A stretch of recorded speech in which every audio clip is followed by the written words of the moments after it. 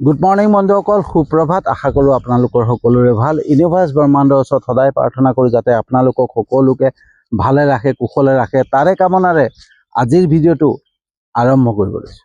তো বন্ধুসকল, আজি মোৰ বিষয়বস্তু হৈছে ভগৱানে সমস্যা দিয়ে অহংকাৰ ভাঙিবৰ কাৰণে।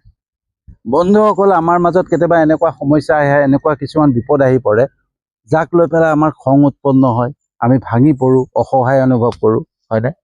কেতিয়াবা এনেকুৱা কি হয় যে এনে কিছুমান মানুহ আহি পেলাই আমাক তাচ্ছিল্য কৰে, আমাক উপহাস উৰায়, ঠিক আছে, আমাক মানে অপমান কৰে, ঠিক আছে, বা এনেকুৱা কিছুমান সমস্যা আহি পৰে যাক লৈ পেলাই সমাধান আমি বিচাৰি নাপাওঁ, আমি উপায়হীন হৈ পৰোঁ।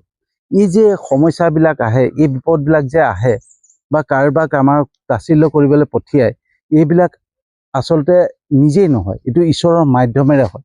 আৰু ঈশ্বৰে আমাৰ যিখিনি অহংকাৰ থাকে, আমাৰ যি অহংকাৰ উৎপন্ন হয়, সেই অহংকাৰ ভাঙিবৰ কাৰণে কিছুমানক মাধ্যম বনাই পেলাই আমাৰ ওচৰত পঠিয়ায়, বা কিছুমান সমস্যাক মাধ্যম বনাই আমাৰ ওচৰত পঠিয়ায়, যাতে আমাৰ যি অহংকাৰ হৈছে সেই অহংকাৰখিনি ভাঙিব পাৰে। বন্ধুসকল, আমি মায়াবী সংসাৰত জীয়াই আছোঁ, আৰু এই মায়াবী সংসাৰত পৰি পেলাই আমি কিছুমান ভৌতিক বস্তুক লৈ পেলাই আমি নিজক লৈ পেলাই অহংকাৰ কৰোঁ। আমাৰ নিজৰ যিখিনি গুণ থাকে, বা শিক্ষাগতই হওক, বা কৰ্মক্ষেত্ৰতেই হওক, বা আমাৰ কিবা হাতৰ বিদ্যা আছে, বা কিবা লৈ পেলাই, কিবা বস্তুক লৈ পেলাই আমি নিজকে অহংকাৰ কৰোঁ যে এইটো মোৰ আছে, এইটো মই কৰিব পাৰোঁ, এইটো মই কৰিব পাৰোঁ।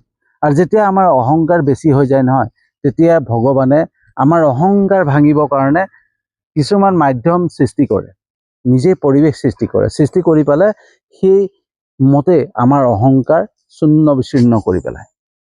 বন্ধুসকল, যেতিয়া শ্ৰীকৃষ্ণই দেখা পাইছিলে বলৰামৰ মাজত অহংকাৰ, বলৰামে যেতিয়া নিজৰ দুবাহুক লৈ পেলাই, বাহুবলক লৈ পেলাই অহংকাৰ কৰিছিলে, তেতিয়া শ্ৰীকৃষ্ণই চিন্তা কৰিছিলে যে বলৰামৰ অহংকাৰ, ককায়েকৰ অহংকাৰ ভাঙিবৰ কাৰণে। আৰু সেইবাবে শ্ৰীকৃষ্ণই সহায় লৈছিলে, মাধ্যম বনাইছিলে হনুমানক। হনুমানক এদিন নিজৰ ৰাজ্যত মাতি পঠিয়াইছিলে শ্ৰীকৃষ্ণই, মাতি আনি পেলাই বাটিকাত ৰখিবৰ কাৰণে কৈছিলে, আৰু সেইটো সৃষ্টি কৰিছিলে শ্ৰীকৃষ্ণই। শ্ৰীকৃষ্ণই ক'লে যে বাটিকাত আহি পৰা। যেতিয়া হনুমান আহি পেলাই নিজৰ শ্ৰীকৃষ্ণৰ যোনখন বাগিচা, সেই বাগিচাত আহি পেলাই যেতিয়া উপস্থিত হোৱাৰ পিছত শ্ৰীকৃষ্ণক সুধিলে যে মই ইয়াত ফল ছিঙি খাব পাৰোঁনে? তেতিয়া শ্ৰীকৃষ্ণই ক'লে নিশ্চয়, আৰু আদেশ দিলে। তেতিয়া শ্ৰীকৃষ্ণৰ আদেশ মৰ্মে হনুমানে গছ ভাঙি তাৰ পৰা ফল খোৱা আৰম্ভ কৰিলে। আৰু যেতিয়া সৈন্যসকলে দেখা পালে, তেতিয়া সৈন্যসকলে হনুমানক খেদিবলৈ গ'ল। কোৰ বান্দৰ সোমাই আহিলে, বান্দৰক খেদিবলৈ গ'ল। আৰু বান্দৰক খেদিবলৈ যাওঁতে হনুমানৰ প্ৰহাৰত তেওঁলোকে ৰখিব নোৱাৰি প্ৰত্যেকে হাৰ মানিলে। হাৰ মানি পেলাই চিধাই বলৰামক ক'লেগে যে এনেকুৱা এটা বান্দৰ আমাৰ বাগিচাত সোমাইছে, আৰু ফলবিলাক ছিঙি খাইছে, গছ উঘালি পেলাইছে। তেতিয়া বলৰামে ক'লে যে তোমালোক কেনেকুৱা, তোমালোকে এটা বান্দৰক খেদিব পৰা নাই বোলে, তেওঁ ইমানেই শক্তিশালী যে আমি একো কৰিব পৰা নাই। তেতিয়া বলৰাম তালৈ গ'ল। বলৰাম তালৈ গৈ বলৰামে তেওঁক ক'লে যে তুমি ইয়াৰ পৰা আঁতৰি যোৱা, তুমি নাজানা মোৰ কি শক্তি আছে। মোৰ যি শক্তি আছে, তোমাক এটা ঘোচাতে তোমাক পাতাল পুৰিলে পৰাই দিব পাৰিম। মই তেনেকৈ এটা ঘোচা মাৰি পেলাই এটা বানৰক মই পৰলোক প্ৰাপ্তি কৰিছোঁ, মই তেওঁক হত্যা কৰিছোঁ। গতিকে মোৰ এটা ঘোচাত কোনো সহ্য কৰিব নোৱাৰে, গতিকে তুমি ইয়াৰ পৰা আঁতৰি যোৱা। তেতিয়া হনুমানে ক'লে তোমাৰ ইমান বল আছে, তোমাৰ নাম কি? তেতিয়া ক'লে মোৰ নাম বলৰাম। তেতিয়া হনুমানে ক'লে ৰামতো এজনেই আছে, যি মোৰ ঈশ্বৰ, যি মোৰ স্বামী। তুমি ক'ৰ পৰা আহিলা? তোমাৰ এই যে বল ৰাম, তোমাৰ এই বলত তোমাৰ অহংকাৰ সোমাই আছে, আমুক তামুক ঢেৰ কিবা কৈ তেতিয়া বলৰামৰ খং উঠিলে, আৰু দুয়োৰ মাজত যুদ্ধ হ'ল। যুদ্ধ হোৱাৰ পিছত তেতিয়া বলৰামৰ মানে হনুমানৰ প্ৰহাৰত মানে সহ্য কৰিব নোৱাৰা হ'ল। সহ্য কৰিব নোৱাৰি তেতিয়া বলৰামে হনুমানক ক'লে যে তুমি কোন হয় প্ৰকৃততে? তুমি কোনোবা মায়াবী হয়।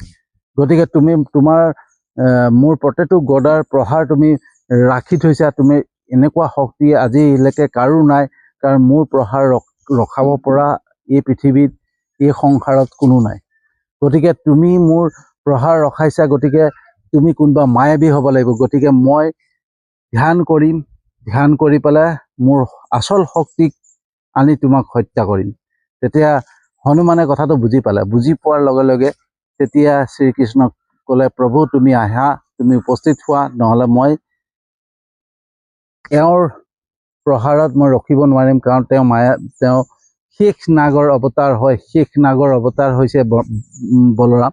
গতিকে শেষ নাগৰ অৱতাৰৰ পৰা মই সেই প্ৰহাৰ সহ্য কৰিব নোৱাৰিম। গতিকে উপস্থিত হোৱা। তেতিয়া শ্ৰীকৃষ্ণ ৰাধা উপস্থিত হ'ল। ৰাধা উপস্থিত হৈ পেলাই শ্ৰীকৃষ্ণই সকলো কথা ক'লে যে মই তোমাৰ অহংকাৰ ভাঙিবৰ কাৰণে বলৰামক পঠিয়াইছিলোঁ, আৰু বলৰামক দ্বাৰা তোমাৰ অহংকাৰ ভাঙিব খুজিছিলোঁ, যাতে তোমাৰ এই মায়াবী সংসাৰ, যি মায়াবী সংসাৰ মই ৰচনা কৰিছোঁ, সেই মোৰ মায়াতে তুমি আবদ্ধ হ'লা। তুমি আবদ্ধ হৈ পেলাই তোমাৰ অকণমান অহংকাৰ উৎপন্ন হৈছিলে। গতিকে তোমাৰ সেই অহংকাৰটো শেষ কৰিবৰ কাৰণে মই হনুমানক পঠিয়াইছিলোঁ।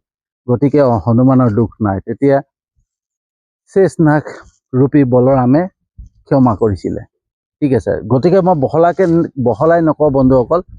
তো শ্ৰীকৃষ্ণই নিজৰ ককায়েক বলৰাম, যি শেষ নাগৰ অৱতাৰ হয়। বলৰাম শেষ নাগৰ অৱতাৰ, আৰু শেষ নাগৰ অৱতাৰ বলৰামৰ অহংকাৰ ভাঙিবৰ কাৰণে মায়াবী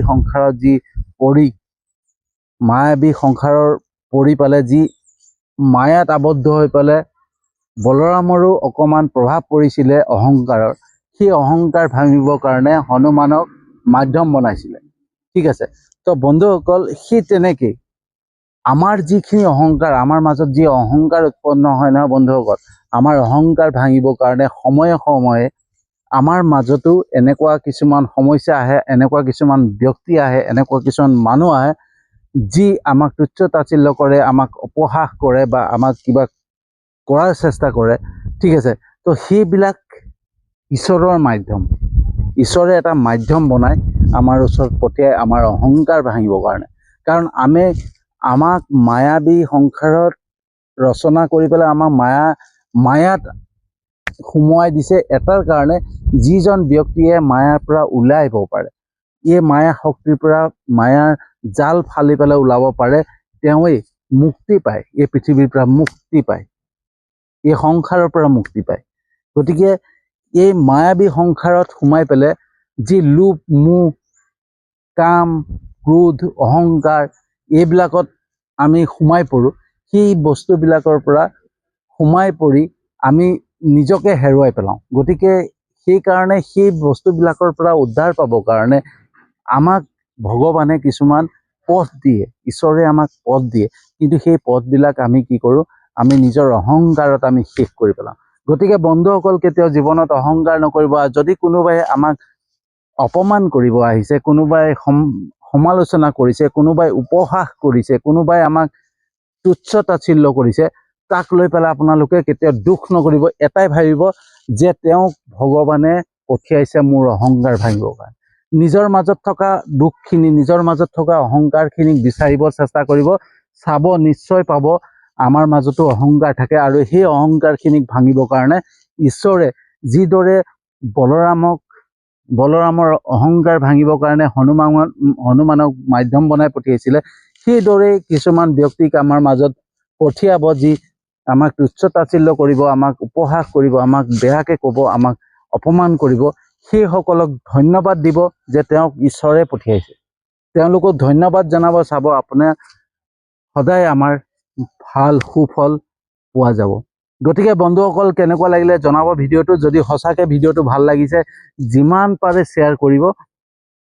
আৰু আপোনালোকক ধন্যবাদ জনাওঁ যে মোৰ ভিডিঅ'বিলাক চাই পেলাই সকলোৱে লাইক কমেণ্ট কৰে, সকলোৱে শ্বেয়াৰ কৰে, আৰু সকলোৱে মোৰ ইউটিউব চেনেলটো ছাবস্ক্ৰাইব কৰিছে। মোৰ ফেচবুক যোনটো পেজ আছে তাতো আপোনালোকে ফ'ল' কৰিছে, তাৰ বাবে আন্তৰিক ধন্যবাদ। আৰু যিসকলে মোৰ ইউটিউব চেনেলটো ছাবস্ক্ৰাইব কৰা নাই, ছাবস্ক্ৰাইব কৰি ল'ব। আৰু আপোনালোকে মোৰ যি ফেচবুক পেজ আছে তাতো যদি ফ'ল' কৰা নাই, কৰি ল'ব।